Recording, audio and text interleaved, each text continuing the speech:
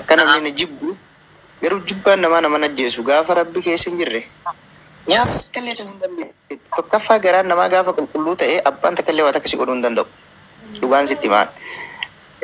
Kanarratti ammoo namni keessaafiyyuu namni ka jibbamu maaliif jibbamaa ta'ee dhugaa dubbattee dhugaa deeggartee ima jibbamtaati bakka kamittiyyuu jechuudha. Sheekii keessattis ta'e qeesii keessattis ta'e masgiida keessattuu barree yoo dhugaa dubbattee yoo xiqqoo waatti sharafin uummanni sin jaalatu masgiida si baasu ta'a. Wallahi rabbi silaa gartee namni haqatti dubbatee itti salaatatu sanittiyyuu gizeen ati silaa dhugaa dubbattee yoo itti sharafiniif sheekoleen ta'u. Amma masgiiduma keessatti itti rabboo ilmi abbaa eebaluu sun siin akkasii taa'uu barbaada jechuudha silaa masgiida keessa haasamuu hin qabne haasoo itti sigalee. Kanaaf wallahi dhugaa sitti maal. Hedduu tokkoon si jaaladha rabbumaa jecha waan biraallee naa gootee waallee sii godheeti miti humna qabaannee waa walii godhuu hin dandeenyu. Nuti ammoo akka tokkotti wanni jechuun barbaadu Oromoo kun tokkoma. Tokko ta'uyyuu ani garuu Oromoo hinjifata gaafa jedhan na ajaa'iba sii galee. Keessaafuu ammoo warri ammoo namaan deeggaru kutaa ittiin deeggaran osoo laalani. Kutaa gaafa agartee keessaafuu Harargee Farsiin kuni madaa Oromoo keessatti madaa gurguddaa qaba dhugaa dubbachuuf. Harargee taatu gaafa agartee uummanni guyyaa saddima guyyaa lama lolee salaata dhiitee masgiida. Yoo bara dhugaa meeshaa yaadne juma keessa osoo ilaalaa bibi sina garee bar torbee guutuu. Asee kaagoo. Baradhaa haasa'e. Oromoon Arsii kanaatii fi Oromoon Harargee kuni gaafuma dukkanaa san keessa iyyuu dhugaa rabbii gaafa uummanni agartee salaata rabbii dhiisee milikiin bira salaatu jechuudha. Haga mililik salaata hedduun ittiin salaanne kuni gaafa sanii yoo agartee Harargeen kuddeen odoo achi dhageenii masgiida dhiisee agartee ala isaa fos salaateeti maaliif jirtan jee itti ol deebi'e jechuudha. Lammaffaa irratti gaafa Oromoon guyyaa lama bichaa lolee namichi hin danda'u amantaas yoo barbaaddan jijjiirannee argatti kennu kenni hoggaa 8 hoggaa 4 agartee lolaa ture jechuudha. Akkasitti gaafa kaan booda lubbuu isaaniitiin agartee dubartiin kennas gayyaatee seenaa keessatti obboleessu Harargee malee jira ka federaala irraa qawwee hiike obboleessu hin jiru bara. Dhiira dhiisi dhiirachi gati. Dhiira dhiitii iyyume. Dhiirallee yoo ta'e ilaale miila itti dhabnee harka itti dhabne nu. Sigalee? Yoo ammoo qawwee hiikuu taates dubartii teessan obboleessu yeroo jalqabaatiif dubartii Harargeeti qawwee agartee federaala irraa hiike.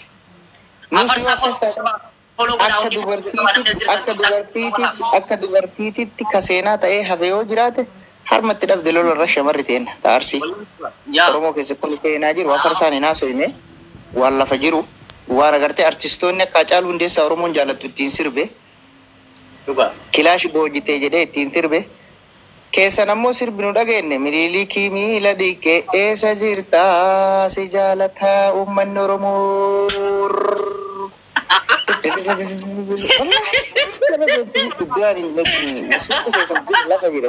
Sirba gootatti goota sirbaniif sirba ofumaa isa baddee taktaakii kiyya gubate gaaricha warri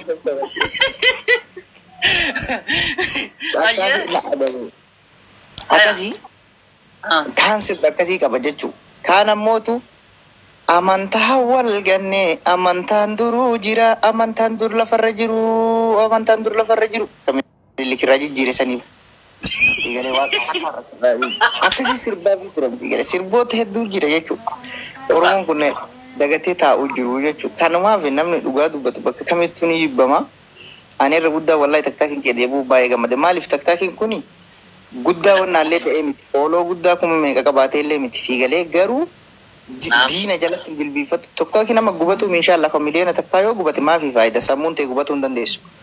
Garuu gizee namni namarra ijaaree wanna tokkoon hamilee cabsine jechuun udaan banuun afaan banuu sigalee akka dubartii tetteessee mataa xuuxxoo wannaa fakkeessitee jechuudha. Achi tetteessee tokkookii ni gube.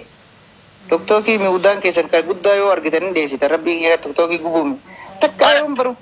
Barumsaa yoo bakka tokkookii guban geettee na dhibaa nama warree maali abbaa maali. Amma wanni na dhiibaniif laal amma Harargee keessaas amma murni naftanyaa ni jira. Niin beeka murna naftanyaa kan fakkeenyaaf dhiibbaa uummata Arsii kana qabu jira. Maaliif akka dhiibbaa isaanii qaban naan galu garuu waan Arsii wallahi lazimaa farsa Arsiin tu yooniif hawaasa kana gargaarte yoo hawaasa bira dhaabbatte yoo hawaasaaf tola oolte malee waan takka waan hawaasa balleessiten qabdu sii galee an kana aarsu kutaan kamiyyuu jaaramee ummata kana hin danda'an wallahi wabillahi alkariim kakadheen itti himaa sii galee an jaarama yooma isaan ummata si kumaandoo kanarra jaaramanii bar kana aarsu. Kana amma barkana dhiisi abbaan barbaade aja kaleessas dhugaan sitti ma dhagaye kaleessas har'aa miti akka amma yeroo amma jirru kana keessatti Oromoo keessatti namni akka Oromoo Harargeetiif Oromoo Arsii jibbamu hin jiru kana jaalatte amantee jibbitee fudhadhu wallahi dhugaan sitti ummata kana maaliif jibban beektaa uummanni kun hin tuqamu tuqamnaan miila itti dhabee harma itti dhabee fiigalee itti taafa malee uummata akkanatti illee zim jedhee harka kennatuu miti. Koppilee kibbala jabaadha. Uummata zim jedhee harka kennatu kaleessas gaafa bara dukkanaa san keessa yoo ta'e gaafa Oromoon kutaa 11 hiriirtee Mililik bakka inni deemuu barbaadu akka waan nootitti isa baattee deemtu amsoolaadhaan. Fiigalee amsoolaan baatanii bakka biraatii fi dambar amsoolaa sanirraa buusanii lukaan jala fiisisan. Lukaan barasan fiigeen Mililik takka lukaan odoo gadi bu'een odoo amsoolaan baattee kiyyaatu. Fiigalee akka daa'imman kolee baattee kiyyaatu. Amsoolaarraa buusanii ari'an fiigalee. Kanaafuu dhugaa dubbachuu fi anama yeroo tokko faana ajaa'iba koomentii gara ijoollee ta'een ijoollee warra akkanaa san warra waa lafarraa Warra ruuzaa kana immoo. laa warra waa lafarraa godhusa waan arge. Laa ilaa warra ruuzaa kana ayyaa komentii warra ruuzaa. Obboleeyyan ruuzaa kana gizee agartu jechuudha. Filatu uratu walloo kiingi walloo maalii kiingi. Uummanni kun immoo uummata kana bilaashatti garaallee waliin nu jabeessee garaallee walitti diina nu kutaa jira malee waa takka illee hin godhan sii galee. Wallaahi dhuga. Naam. Isin otoo keessumaa haftanii obboleeyyan kiyya hojiin keessani hojii addaa qabdanii gootummaa addaa qabdanii gootummaa ruuza arabaa gootummaa qixxaa arabaa wallaahi waa takka isin jalatan amma qixxaan guddaa yoo dhufe daqiiqa lafaan dhooyte yoo wallottan qasaman billa. Dhuguma isiniin jedha dhiisa nurraa dhiisaadha. An isaan makana maaltu rakkiseen jaabar mee maaltu isaan kana maraache bar an kana gaafii natte maraatanii bar wallahi wabillahi alkarim ajjeesa akkana godhaa jaan ofii isaanii dhiitannaan fudhaa caammallee nama jalaa fuudhanii jaabar caammaa fuudhanii jaabar saa faloo godhaa namni bijaan kun. Waa takka sitti ani haasaa wayii argeeti bara boo balaa kana yaa rabbi arusin nuu fidi jennee kadhanneeti balaan kun itti dhufee jaan. Aywa baas rija maksa. Aywa. Deemi cufadhu yoo dalagooti. Ase gaazaan kanaaf daqiiqaa takka qofa. Balaa kana kadhannee arusitti nuu dhufe gaafa jettan. Arsiirraa kan jedhu kutaarus ijoollee adayyeessaati. Walloorraa kan jedhu ijoollee adayyeessaati. Kamaan isin akka dandeessanitti uummanni achi keessa jirtan uummanni suudii keessa jirtan ijoollee warra yakka hojjetaaran kana suuraa jiraa fuudhaati viidiyoo jiraa waraabaati seeraan nuu qabsiisaa rabbee jedhaati. Nuti gubannee rakka Oromootti uummata kana wajjin miidhamaa jirra. Haadha Oromootu biyya keessaa bu'aatti abbaa Oromootu biyya keessaa bu'aara. Uummanni kun immoo wal nu tuffachiisaara. Lolli kun immoo gaafa deemaa reke Oromoo kutaa 11 dhaqaara. Dhugaa rabbi dubbachuu ta'e jechuudha. Maali nuti diina kam taane asirratti wal ajjeefne diina kam taane asirratti muka hedduutti wal rukunnee mataa wal falannee barbare waan argine wal nyaachifne nuti Oromoodha nuti kaleessa silmaan abbaa tokko warra silmaan abbaa tokko wanti kutaan nu qoodu hin jiru wanti gandaan nu qoodu hin jiru. Kanaafuu jennaan uummata kana seeratti nu dhiyeessiti hin jikamaan. Seeratti nu dhiyeessaa nama walii galeeti nama beekaadha nama hayyuudhaan walii galee seeratti nu dhiyeessu uummata kana. Maaliif ilmaan haala amma keenya yaadan gaggabaabsinaa namni baay'eetu jira ulfaadhu jazaa kan lakkeen alii walloo. Issi galatoomne. Duraan dursee assalamu alaikum warahmatullahi wabarakatuh warri amantaa biraatiif illee ashamaa harka fuunerra ani kan hin jedhu sammuu diinurra qabachaa jirtan moo Oromoo moo maali wannummaan isin oofaa jirtan kun kaleessa namni tokko nurraa wareegameeraa jettanii akkasitti haga ustaazaa haga beekaa nami gartee nami kumaatamaan jala hiriiru waa sanirra gadi bee viidiyoo tokko dalagaa ture. Har'ammoo kan nama tokko sanirraa nama lamatti dabaltanii nama lama gootanii nama lama nurraa wareegameeraa gadi nuu baasaa jettan kana akka Oromootti akka Oromoo kutaa 11tti walloo yakkamaadha jedhame waan kanaan goolii karaa kanaan gooliitti gashina jettaniiti yaalii nurra godhaa jirtan moo ragaan isin qabdan mee Oromoo walloo tajjeese ani walloodhaan ilma wallooti jedhee isaa jinaazaa mucaarisii du'e sanirra dhaabbatuu agartanii hayyee viidiyoo san gannuu baasaa ni fudhanna ni amanna gaafa san ammoo akkuma kanaan jara keenya dhiiroo maqaa maa wal gurraachessina. Kaleessa kan mucaa tokko nurra ajjeeftan nuun jettan Kingi Kamaal Abdallaa. Kaleessa kan mucaa tokko nurra ajjeestanii Oromoo Walloon nu ajjeesee jettanii akkasaniin hanga ustaazoota hanga beekaa keessanii hunda maqaa keenya akkasitti nu xuroosaa turtan. Okay, mucaan ni jira kamtu du'ee jennee mucaa san gadi isinii baasne kallattiidhaan laayivii nama kuma meeqarratti harrammoo tokkotti dabaltanii lama du'ee gaa jedhamu kana samuudii nurra qabachaa jirtammoo moo karaa kanaan gooliitti gashina jettanii oofaa jirtan akkuma kaleessaa san. Ane kun naan galle dhiiroo. Gaafii baay'eefte Ali ati amma wal magalattu muudii nurratti qabatina nama ajjeefne hin qabnu namni hin duune ijoollee hin qabnu jette gaafiidha yaani akkanatti gaafate. Amma immoo gargaara. Nama du'a hin jiru. Ali wallo please. Ana akka Arsiitti dubbataa jiru akka nama tokko akka Oromoo tokko dubbataa jira. Ijoolleen Arsiillee namni keenya ijoollee lama akkana ani laayivii dhufanii kallattiin dubbataa jiranii ijoollee san waa agarsiisanii jiran. Lakki kana maqaa rabbiitiin kakadha obboleeyyan kiyya ka du'an hin jiru jettee itti gaafatamummaa fudhattee ummata kana gaafii kana deebiftee biraatan. Muudii waan biraa ammallee ijoollee lama duute jedhanii akkasitti namni iyyee namni rabbashamee miira keessa ga'ee haa namni hamma malee miira keessa galuu hin eegina kunoon waan ajjeefne hin qabnu jedha ummataa dubbadha. Ijoollee walitti ijoollee lama bakka tokkotti uumamtee fi mucaan immoo mukatti dhiibdanii nu agarsiisa gaafii hawaasatti. Amma immoo ananatti bilbilame seene laayivii akka malee biiziin ture kararra nama ajjeesanii ijoollee lama xiyyitiin mataa adda yaasanii jedhanii viidiyoo haasaa tokkoo fi sagalee natti dawwalaa turan. Mee jarana yoo tasa lubbuun namallee harka keessanitti badde guyyaa isaaniiti. Rabbi obboleeyyan keenya isinitti sababe ijoollee sarreeffa lafaa haa kaafnu dhaasofni keenya. Lakki hin jiru yoo jettanii itti amantan ummata waan dubbattan dubbadha gaafa ummata deebisaa dagala. Ila meediro ila Kamaal mena na dubbisa dhiiroo ila waan kana ila turmee baaliina ila waan kana waan dubbadhu fin qaba. Turmee ali obsa.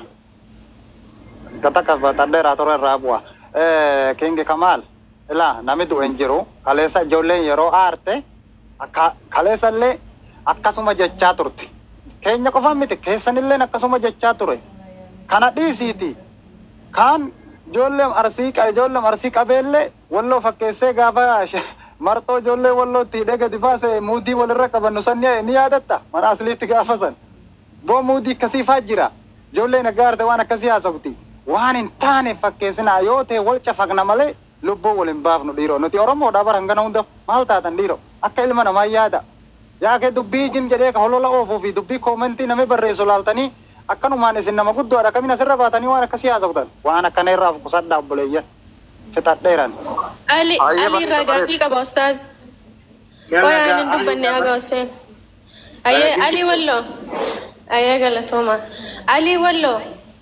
Yes. Sagalee kee na dhageetta taanaan ila nuti yaa'ii ummata kana jidduutti deemaa jiru isurraa hajaan qabnu. Laal akka feetanuu ta'a ka gamaa du'aa jirus kiyya ka gamanaa du'aa jirus kiyya ka miidhamaa jiru. Kan jechuu jirru viidiyoo jira. Wanni kun miidiyaadha. Miidiyaa hawaasaati. Congratulation waliin jechuu jirti ijoolleen tun. Kan jedhu ijoollee teessan mana ijoollee keessaniiti. Lafarratti odoo ta'e waakkatuu dandeettam. Kana miidiyaa gubbaa fidanii gochii nuti kaleessa goone sun isin hin gammachiifne yaa ilmaan Walloo jedhani warroonni kuwwan ammoo warroonni waan kana duuba ta'anii ergan koongiraa waliin jedhaa turan obboleessoo. Waan santuu miidiyaa Facebook King Ali obsi dhiiroo laa dubbiin dheeresinaadha. Dubbiin kun King isa gaafadha. King si imi King Ali gaafadhe qoy. Naosi.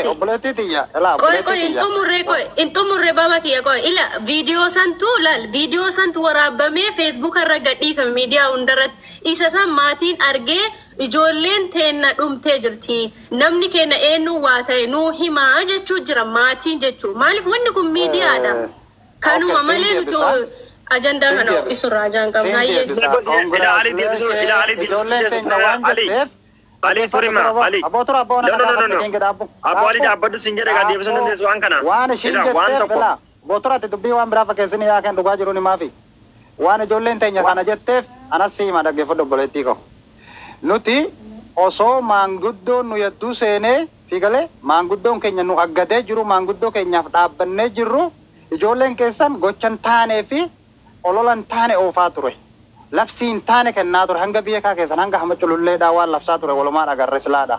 Sinii gala eega isaan nuhi dhaabbate karaa kanaan dhufanii sii galee nutis karaa ittiin ofirraa deebisnuun ni biyya kennaa kanumaa fi congratulations minaamin jedhan malee nama ijjeesne jechuuf hin miti. Gochi qoi shaggar siiti qoi. Qoi shamara buusii iyyuu aslan shamara buusi dubbii balleessiti shamar ana gaafataadhis. Atiin cari shamara nyaati nammoo atiin usi. Qoi rakkoon qabu adaba godhu. Dhiira shamarran rabbii jalaatiin addoon keessaa baasa ala. Namtichi nadhoon jedhi nadhoo jechuun karaa keenyatti ilaalu waan badaadha. Namtichi of kabaji. Hojjetiin kabajaan beekiin maal dhoogi. Nadhoo jechuun walloo biratti adii jechuun warra biratti adii shamsuu samaraati. Ani olloo beeku ollooyyee beeka. Ollooyyee. Shamsiyaa dhiisii mee nadhoo miti waan fedhanaa jedhani dhiis. Aboo shaggarsiiti nutti ni iyyine jallisi gaafii gaafatu gaafatu. Dubbii ana gaafata amma. Anamma nam tokko Ali walloo kana beeku haara waa isan gaafadhu. Anamma King Ahmad irraa gaafii kiyya osoo fitatin bu'ina jala. King Ahmad ila waan siin jedhu abdii bilisummaa fide amma. Congratulation daqiiqaa 30 osoo guutiin waan jarri dalaganii ol dalaynee kafallee. Wanni nu dalayne sun isin garaa isin qabbaneessine ree jedhee ammaan booda caffaraa yoo barbaaddan jedhe takka jedhe sii qabadha. Isiillee naa deebista. Lammaffaa ijoolleen laali yoo saaksiillee ta'e jechuun saaksii jechuun si haa galu uummata kana fanii godhuuf.